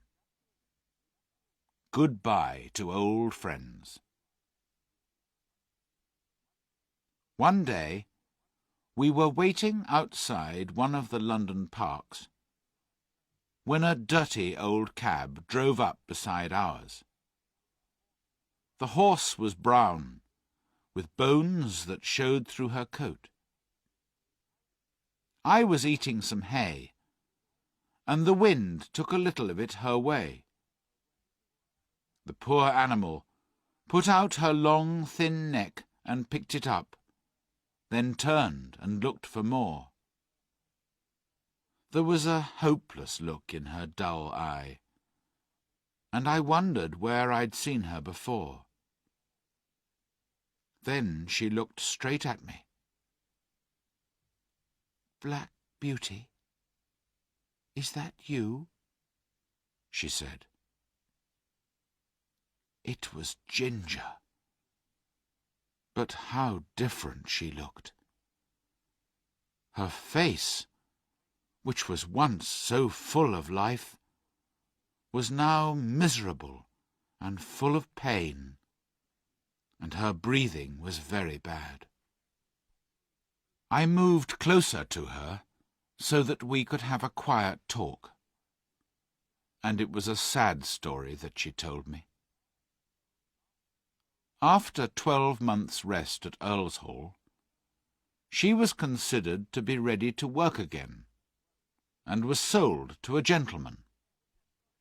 She got on well for a little while, but after a long gallop one day, she became ill again. She was rested, was seen by a horse doctor, then sold. In this way, she went from owner to owner several times, each one poorer than the one before. So, at last, I was bought by a man who keeps a number of cabs and horses and hires them out. said Ginger. You look happy and comfortable with life as a cab horse, and I'm glad. But it's different for me. They whip me and work me 7 days a week. They say that they paid more for me than I was worth, and now they're trying to get their money back by working me until I drop. You used to stand up and fight when people were cruel to you, I said. Yes, I did once, said Ginger. But men are stronger than we are. And if they're cruel and have no feelings, then there's nothing we can do about it. Oh, I wish the end would come. I wish I was dead. I was very sad. I put my nose against hers, but could find nothing to say that would cheer her up. I think she was pleased to see me, because she said, "You're the only friend I ever had." A few weeks after this, a cart with a dead horse in it passed by our cab stand. It was a brown horse, with a long, thin neck, and I believe it was Ginger. I hoped it was, because then her troubles would be over. There was one day when we were very busy. First, a fat gentleman with a large bag wanted to go to Bishopsgate Station. Then we were called by a lady who wanted to be taken to Regent's Park. Then a man jumped into the cab and called out, "Bow Street Police Station, quick!" After another journey or two, we came back to the cab stand, and Jerry gave me some food, saying, "We must eat when we can on days like this, Jack." And he took out the meat and bread Polly had given him. But neither of us had eaten many mouthfuls before a poor young woman came along the street. She was carrying a child, and she looked lost and worried. "Can you tell me the way to St. Thomas's Hospital, please?" she asked. "I have to take my little boy there, and I'm a stranger in London." The little boy was crying as she spoke. "He's in great pain and can't walk, but the doctor says that if I can get him to the hospital, then perhaps he'll get well again." "You can't carry him through the crowds," said Jerry. "It's 5 kilometres, and that child is heavy." "I'm strong," said the woman. "I think I can manage, if I know the way." "You can't do it. Just get into this cab, and I'll drive you there. Don't you see that it's beginning to rain?" "No, sir, I can't do that," she said. "I've only just enough money to get me home again." "Listen," said Jerry. "I've got a wife and children at home, and I'd be ashamed of myself if I let a woman and a sick child put themselves in danger. Get in the cab, and I'll take you for nothing." "Oh, how kind you are," said the woman, and began to cry. Jerry opened the door, but 2 men ran up, calling out, "Cab!" "It's taken," said Jerry. But one man pushed past the woman and jumped in, followed by the other. "This cab is already taken, gentlemen," Jerry said again, "by this lady." "Lady," said one of the men unpleasantly, looking at the woman's poor clothes. "She can wait. Our business is very important. And anyway, we were in first, and we'll stay in." A smile came over Jerry's face as he shut the cab door. "Stay in as long as you like, gentlemen. I can wait while you rest yourselves." He walked over to the young woman who was standing nearby. "They'll soon be gone. Don't worry," he said, laughing. And he was right.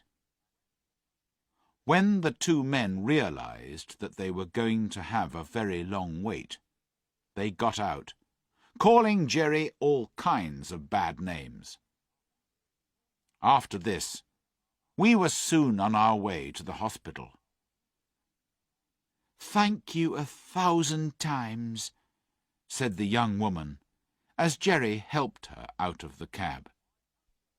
"I hope your child will soon be better," said Jerry. He watched her go in, then patted my neck. It was something he always did when he was pleased. The rain was now coming down fast, and just as we were leaving the hospital, a lady came down the steps calling, "Cab!" Jerry seemed to know her at once. "Jerry Barker, is it you?" said the woman. "I'm very glad to find you here. It's difficult to get a cab in this part of London today." "I'll be proud to take you," said Jerry. "Where do you want to go?" "Paddington Station," said the woman.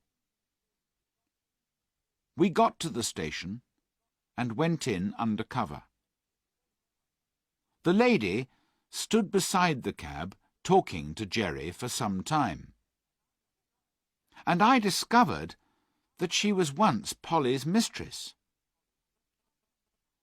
"How do you like cab work in the winter?" she asked Jerry. "Polly was worried about your cough last year." "She worries because I work all hours and in all kinds of weather," said Jerry. "But I get on all right, and I would be lost without horses to look after." "It would be wrong to harm your health in this work when you have a wife and 2 children," said the lady. "There are many places where good drivers or grooms are wanted. If you ever decide to give up cab work, let me know." She put something into his hand. "There's some money for the children." Jerry thanked her, and after leaving the station, we went home. Christmas and the New Year are no holidays for cab drivers and their horses.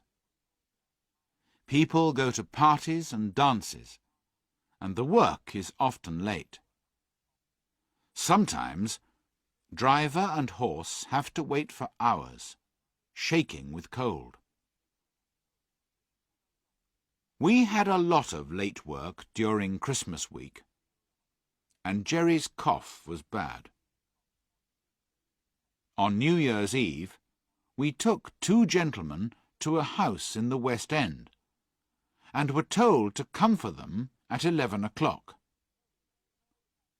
"You may have to wait a few minutes, but don't be late," one of them said. Jerry arrived at the right time, and we waited. The wind was very cold, and it was snowing. Jerry pulled one of my cloths higher over my neck, then walked up and down, trying to keep warm. At 12:30, Jerry rang the doorbell and asked if the gentleman still wanted the cab. The man at the door said, "Oh, yes, you'll be wanted." At 1 o'clock, the door opened, and 2 men came out. They got in the cab without a word, and told Jerry where to drive. It was 3 kilometres away, and when the men got out, they didn't say they were sorry for the long wait, but they were angry when Jerry made them pay for the extra waiting time. But it was money hard earned. When we got home, Jerry could not speak, and his cough was terrible. But he groomed me and made sure that I was warm and comfortable. It was late the next morning before anyone came, and then it was only Harry. He cleaned us and gave us our food, but was very quiet. Later that morning he came again, and this time Dolly came with him. She was crying, and I discovered from their conversation that Jerry was dangerously ill. 2 days passed, and only Harry and Dolly came to the stable. On the 3rd day, Mr. Grant from the cab stand arrived when Harry was in the stable. "I won't go to the house, boy, but how is your father?" he said. "He's very bad," said Harry. "I'm sorry to hear that," said Mr. Grant. "He's the best man I know." But when he came the next day, Harry was able to tell him, "Father is better today. Mother hopes he will get over it soon." "Thank God," said Mr. Grant. He was a kind man, and did a lot to help the family during this time, because while Jerry was ill, he was earning no money, and we all had to eat. Jerry got slowly better, but the doctor said he must never do cab work again. The children talked a lot about what their mother and father would do, but a few days later, Dolly ran into the stable to find Harry. "There's a letter from Mrs. Fowler, Mother's old mistress," said Dolly. "She wants Father to be her carriage driver, and we're going to live in a cottage in the country, with chickens and apple trees and everything." This was bad news for me. I was not young now, and could not hope for a better master than Jerry, although Mr. Grant promised to find a comfortable place for me. I never saw Jerry again, and was very sorry to leave.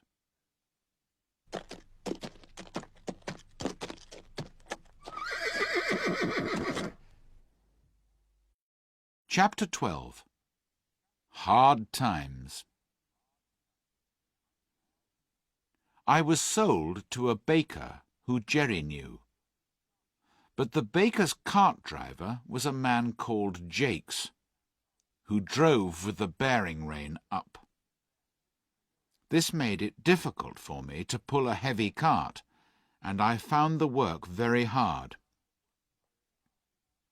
One day, after 3 or 4 months of this, I was pulling the cart, which was much heavier than usual, up a steep hill.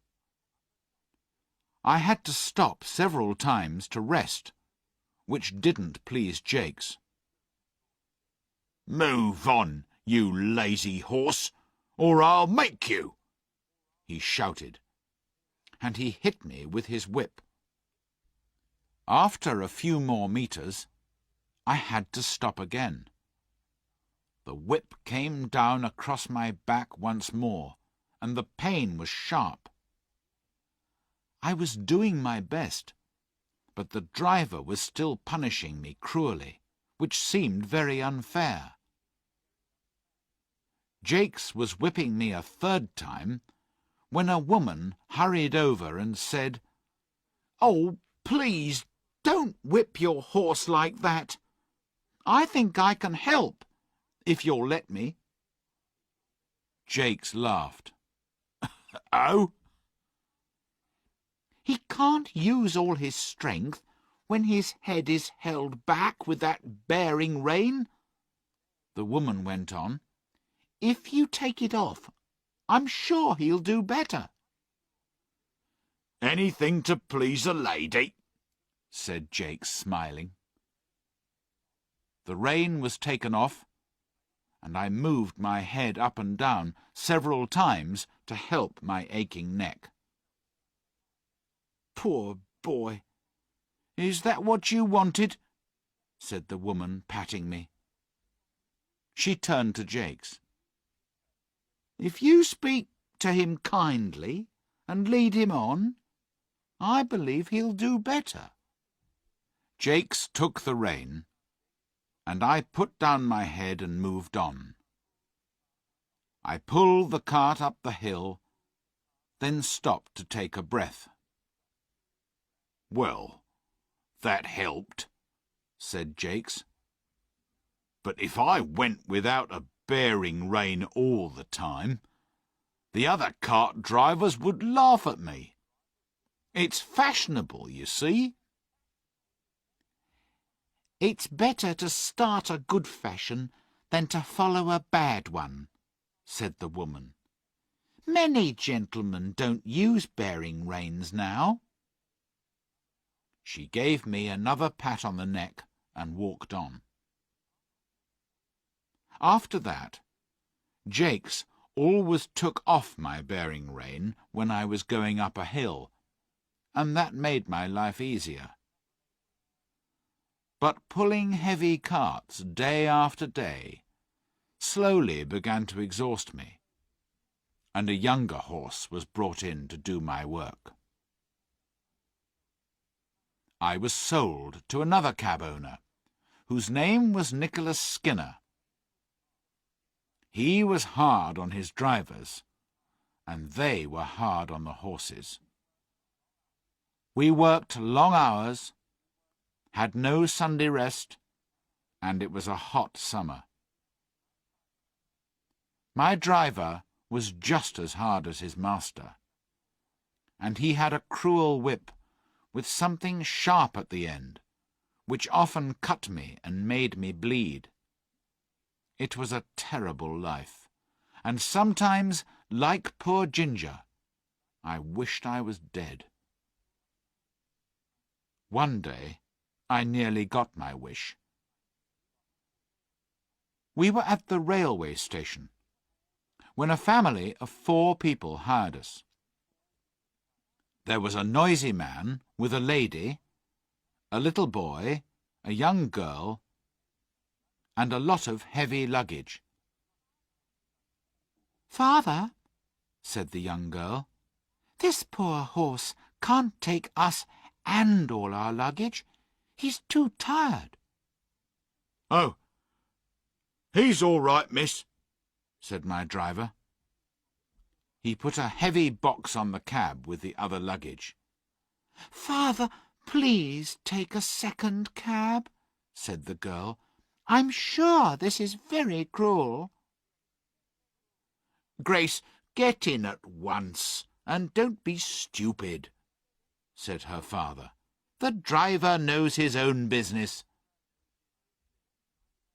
My gentle friend had to obey, and box after box was lifted up and put on the top of the cab, or next to the driver.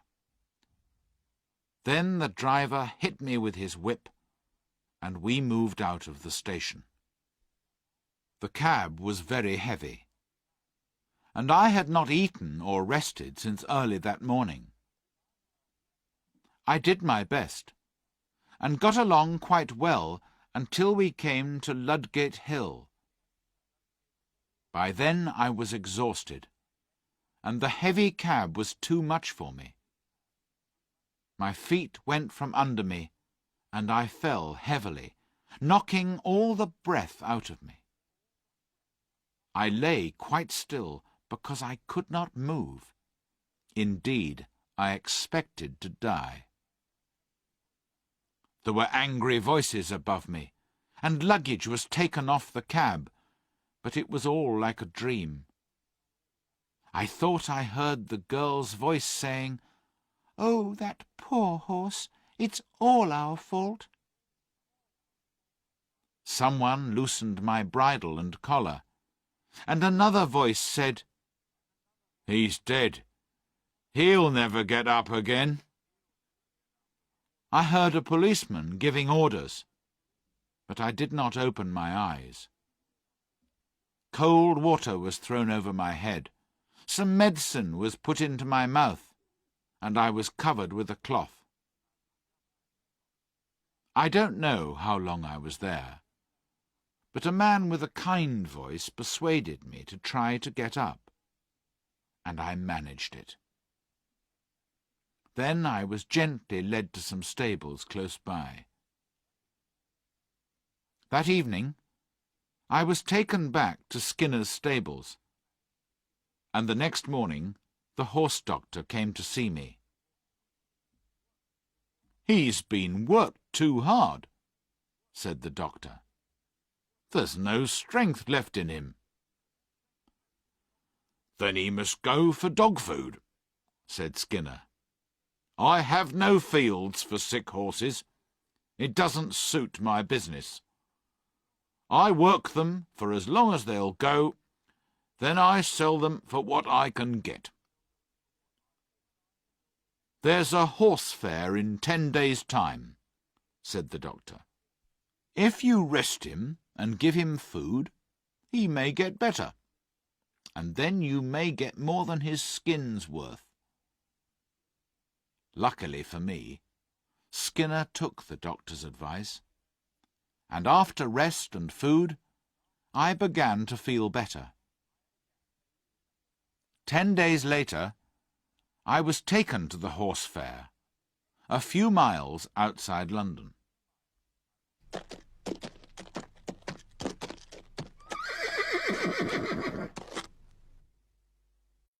Chapter 13. My last home. I was sold to a farmer at the horse fair, but it was his young grandson who persuaded him to buy me. The two of them walked past me, and seeing kindness in the farmer's face, I lifted my head, put my ears forward, and tried to look my best. The farmer stopped and looked at me. "There's a horse, Willie, that has known better days," he said. "Poor thing," said the boy. "Do you think he was ever a carriage horse, grandfather?" "Oh, yes," said the farmer. "Look at his fine head, and the shape of his neck and shoulder." He reached out a hand and patted me on the neck. I put out my nose in answer to his kindness, and the boy gently put his hand against my face. "Look how well he understands kindness," said the boy. "Won't you buy him, and make him young and strong again?" The man who was selling me said, "The boy can recognize a good horse, sir. This one isn't old, just tired and thin from too much work. In 6 months he'll be fine." £5 changed hands, and soon after I was taken to my new home. The farmer gave orders for me to have hay and oats every night and morning, and I was let out into a large field in the daytime. Willie, the young boy, was responsible for me, and he came to see me every day, bringing carrots or apples. During that winter, the rest, the good food, the soft grass and gentle running and trotting all helped to make me feel quite young again. When the spring came, the farmer tried me with a carriage, and I did the work quite easily. "He's growing young, Willie," he said. "We'll give him some gentle work and look for a good home for him." One day during this summer, the groom cleaned and dressed me with special care, and Willie seemed half worried and half excited as he got into the carriage with his grandfather. "I hope the ladies like him," said the farmer. A kilometre or two beyond the village, we came to a pretty house, and Willie went to knock on the door. He asked if Miss Bloomfield and Miss Ellen were at home. They were, and Willie stayed with me while the farmer went into the house. He came back about 10 minutes later with 3 ladies. They seemed to like me, but one of them, worried by my knees, wondered if I was safe. "It's true his knees were broken once," said the farmer, "but we don't know why he fell. It was probably a careless driver, and not the horse's fault at all. He seems very safe to me. If you like him, you can try him for a few weeks," he went on. "Then your driver will see what he thinks of him." One of the 3 ladies, a tall, white-faced lady who held the arm of a younger woman, said, "You have always given us good advice about our horses, so we accept your offer to try him." The next morning, a young man came for me. He looked pleased until he saw my knees. Then he said, "I'm surprised you suggested this horse to my ladies." "You're only taking him to try him," said the farmer. "If he's not as safe as any horse you ever drove, send him back, young man." I was taken to a comfortable stable, given some food, then left to myself. The next day, the groom was cleaning my face when he said, "That's just like the star that Black Beauty had on his forehead. I wonder where he is now." He looked more closely at me. "White star on the forehead, one white foot, and a little white place on his back? It must be Black Beauty. Beauty, do you know me? I'm little Joe Green, who almost killed you." And he began patting me all over my back. I could not say I remembered him, as he was now a fine young man, with a black moustache and a deep voice. But I was sure he knew me, and that he was Joe Green, and I was very glad. I put my nose up to him, and tried to say that we were friends. I never saw a man so pleased. That afternoon, I was harnessed to a carriage for Miss Ellen to try me. Joe Green went with her, and told her that he was sure I was Mr. Gordon's old Black Beauty. "I shall write to Mrs. Gordon, and tell her that her favourite horse has come to us," said Miss Ellen. "How pleased she will be!" I have now lived in this happy place a whole year. Joe is the best and kindest of grooms. My work is easy and pleasant, and I feel my strength coming back again. The ladies have promised that they will never sell me, and so I have nothing to fear. And here my story ends. My troubles are all over, and I am at home. And often, before I am quite awake, I dream I am still in the field at Birtwick, standing with my old friends under the apple trees.